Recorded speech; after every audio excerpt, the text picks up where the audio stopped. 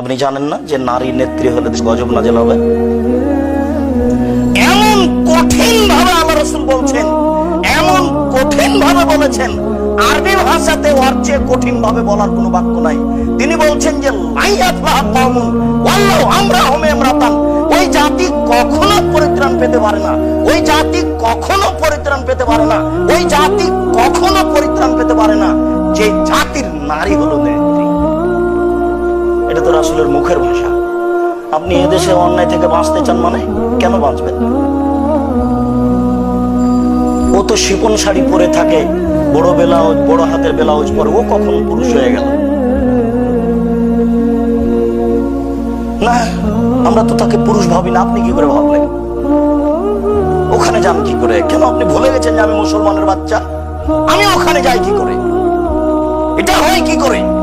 রাসূল সাল্লাল্লাহু আলাইহি সাল্লাম বললেন